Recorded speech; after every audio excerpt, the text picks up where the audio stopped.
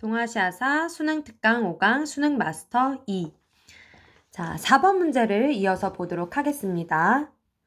가 국가에 대한 설명으로 옳은 것은 서희가 말하는 기운이 매우 강개하므로 소선령은 강요할 수 없음을 알고는 이 서희나 소선령을 보고 고려와 거란 사이에 그 관계임을 알 수가 있겠죠. 서희의 외교단판입니다. 993년 거란이 성장하는 10세기이고요. 드디어 사실을 정리하여 황제에게 아뢰었다. 그런데 소선령이 이 가 황제한테 말한 거죠. 가의 황제가 말하기를 고려가 이미 화해를 청하였으니 마땅히 군대를 철수시키도록 할 것이다 라고 하였다. 서희가 그들의 군영에 7일이나 머물다 돌아오는데 소선령이 이것저것 선물을 막 주네요. 그래서 서희가 돌아왔을 때 왕 성종이 크게 기뻐하여 강나루까지 나아가 그를 맞이했대요. 그래서 가 나라는 소선령의 나라 거란을 이야기를 하겠죠. 그래서 거란에 대한 설명을 고르는 것은 어렵지 않습니다. 5번 송과 전연의 맹약을 체결하였다. 1004년에 송과 거란 사이에 대립이 있었고 결국 전연의 맹은 송나라가 비단과 은 등 세패로 평화를 사게 된 그런 약속을 이야기하는 겁니다. 오답을 보겠습니다. 1번 남송을 멸망시켰다. 원나라 쿠빌라이 칸이죠. 1279년 13세기이고요. 2번 쇼군이 통치한 건 일본의 막부들 이야기하는 겁니다. 3번 맹한모국제는 금나라예요. 4번 탕구트족에 의해 건국된 건 1038년 이원호에 의해서 건국된 서화죠. 11세기입니다. 네, 다음 장 5번입니다. 가나 국가에 대한 설명으로 옳은 것만을 고른 것은 두 개의 나라를 묻고 있어요. 그러나 키워드가 바로 나옵니다. 가의 군대는 대도를 공격하였다. 대도는 베이징을 얘기를 하고요. 이 대도라는 명칭은 원나라 때 썼던 명칭입니다. 그래서 누군가가 대도를 공격하는데 몇몇 장수를 제외하고는 대도에 남아있는 이 군대가 거의 없었대요. 그래서 대도가 새로운 주인을 맡게 되네요. 함락이 됐나 봐요. 그래서 후퇴했던 이 나의 군대는 대도 탈환 계획을 세우고 고려에 도움을 요청했는데 고려가 사태를 보고 새로운 세력한테 붙어야겠다라고 판단을 하게 된 것 같습니다. 중원의 새로운 지배자로 떠오른 신흥 강국과 조공책봉 관계를 맺어서 안정을 도모했다라고 나오네요.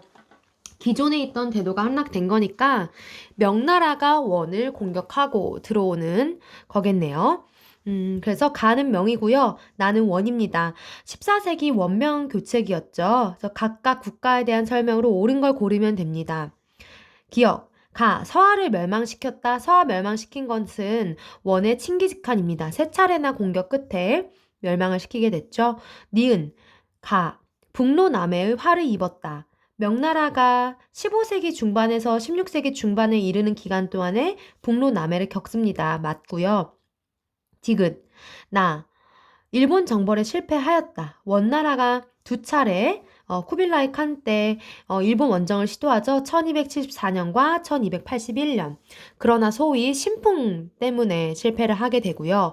리을, 당의 침입으로 멸망한 것은 원나라가 아니라 고구려와 백제겠죠. 백제는 660년, 고구려는 668년 멸망합니다. 6번입니다. 가 국가에 대한 설명으로 옳은 것은 몽골이 나옵니다. 몽골은 고려와 대월에 군사적 원조를 요구함으로써 동맹을 견고히 하고자 했다. 정복전쟁에서 수적 열세를 극복하기 위해 동맹을 적극적으로 활용하는 방식은 몽골의 전통적인 전략이었다라고 하네요. 전쟁을 앞두고 고려의 군대와 전함 준비, 군량 비축과 같은 군사적 책임을 재차 강조하였다라고 해요.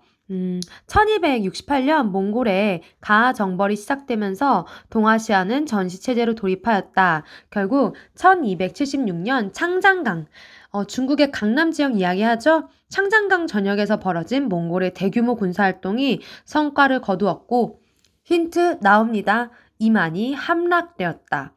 이만은 남송의 수도였죠. 항저우라고도 하고요. 강남 지역이었고 이만이 함락됐다는 데서 이 가국가가 남송이라는 걸 알 수가 있을 거예요. 참고로 북송의 수도는 변경 또는 개봉 그리고 카이펑이라고도 이야기합니다. 남송과 옳은 연결될 것을 고르면 되겠죠. 이 남송도 역시 금과 군신 관계를 체결을 하게 됩니다. 1142년이죠. 물론 몽골에 멸망당하기 전이죠. 오답을 확인하면요. 1번 맹한 모국제는 금 나라이고요. 2번 1500호제를 실시한 건 원나라 칭기즈칸 때 시작이 됩니다. 4번 북면관 남면관은 요 나라이고요. 5번 쇼군이 정치적 실권을 장악한 것은 막부네요. 선지는 비교적 쉽게 나온 편이네요.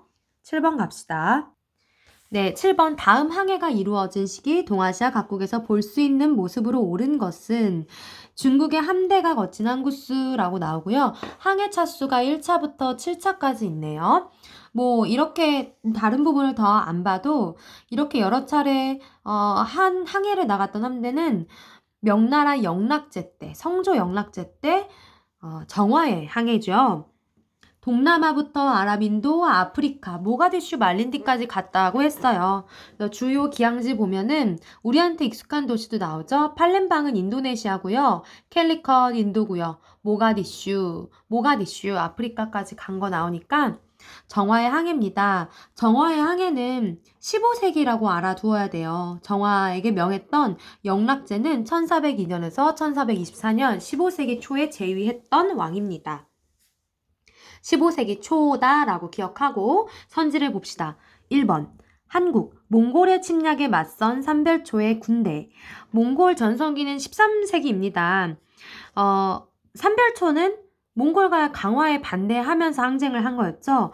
고려가 몽골과 강화를 맺은 것도 1270년, 13세기니까 해당 사항 없고요. 2번 중국 홍건적에 가담하여 봉기하는 농민. 이 홍건적은 원나라 말기에 일어난 농민 봉기입니다.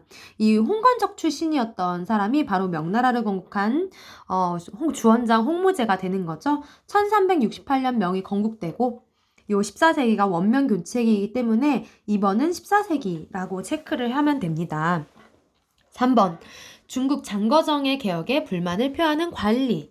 명나라이고요. 북로남해 이후 북로남해가 15, 16세기에 있었기 때문에 16세기라고 보면 됩니다.